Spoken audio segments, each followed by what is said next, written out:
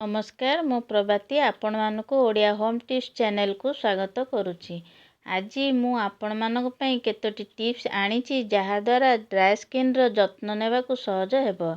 तेबे चलंतु जानिबा। 1 number dry skin देखिबा को सब बेले रुखा सुखा होइताय, तेणु सबुदिने ग्लिसरीन साबुन बा फेस वाश व्यवहार करिवे। 2 नंबर सकाळु उठी प्रथमे मुह को भल भाबरे पाटी रे पानी रखी सेई पानी रे मुह धोइबे। एहा परे गोलाप जल मुहरे लगाइबे।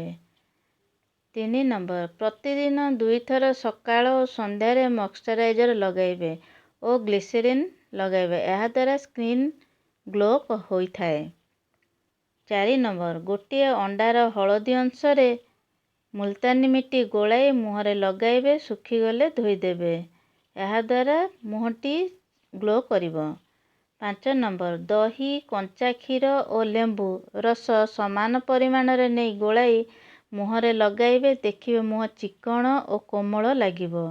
6 नंबर बेसन, क्षीर, हलदी को गोलाई पेस्टटी प्रस्तुत करी मुहरे लगांतु और सुखिला परे धोई दियंतु। एही परी कले ड्राई स्किन कोमल और सफा होई जिवो।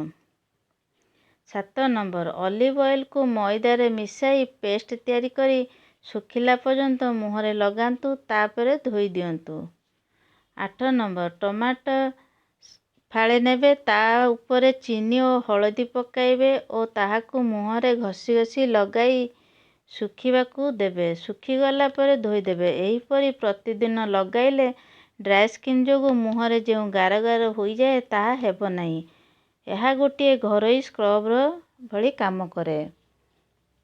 9 नंबर मुहरे प्रतिदिन बादाम तेल किंबा ऑलिव ऑयल मालिश करिवे।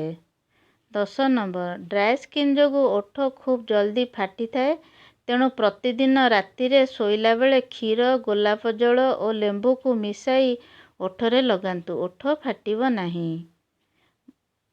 मने रखिबे फेस पैक लगाई धोई सारिबा परे जे कोनोसी टोनर किंबा गोलाप जल लगाइबे। एई भिडियोटी जदि भल लागिथाए तेबे लाइक, शेयर और सब्सक्राइब करने को भूलिबे नहीं। भिडियोटी किपरि लागिला कमेंट करी जणाइबे।